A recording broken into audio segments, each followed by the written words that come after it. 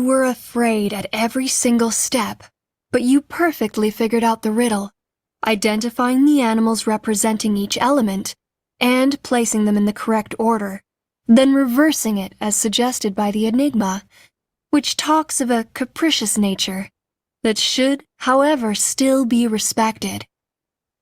You take your last step on the tile with the dragon, and then keep going forward according to the sequence until you reach the door.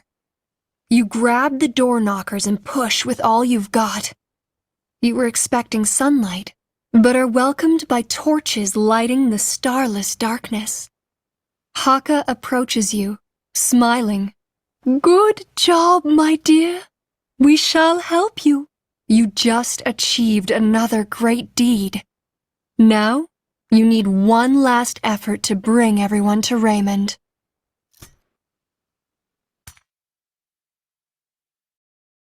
You and Jimalin have reached a new Sylph community. The reception you get is more or less always the same.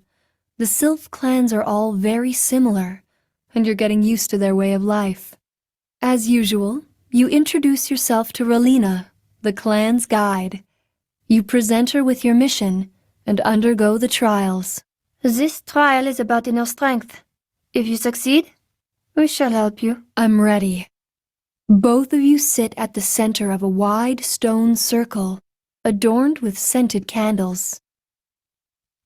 The aroma in the air is inebriating, and it tickles your nostrils. You close your eyes as Relina pronounces some arcane words. She might be a wizard, or a clairvoyant, but you soon lose consciousness. Your doubts will have to wait. In a trance, you fly into a world that isn't yours. You float in the dark until you find yourself lying on a grass field. The sky is clear, and a tree shelters you from the light with its leafy branches. It's a mighty ash tree with roots deep underground.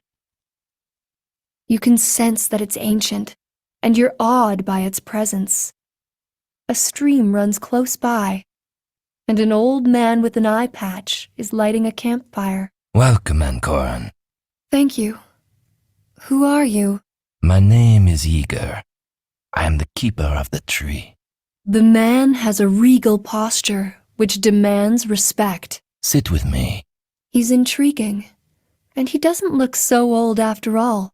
You accept his invitation together with a glass of wine and some food, both of which just appear out of thin air. Everything is possible here. He continues, reading the unspoken question on your face. Where are we? Where everything started, and where everything must end. He replies, pointing at the tree. You take a better look at the plant. Many different species are sheltered on its branches, oddly peeking out. A golden eagle sits perched near the top of the tree, next to a falcon, which continually shifts its gaze, as if on the lookout for something. 4 deer trot around its trunk, stretching out their necks every once in a while to bite at some leaves. Only now are you beginning to notice the snakes. Their heads turned up, they hiss at the eagle as they writhe sinuously around the roots. You even spot a nice squirrel running up and down along the trunk as if it were a messenger from the eagle and the snakes. Finally, on the top of the ash tree stands a golden rooster.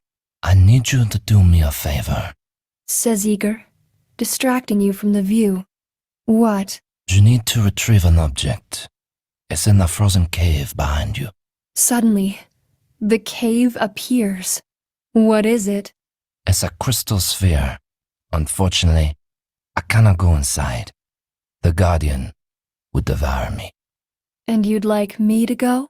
It's the only way you can help me. And the only way to get back to your dear selves. You shake your head and accept. Very well, Ankoran. Take this torch.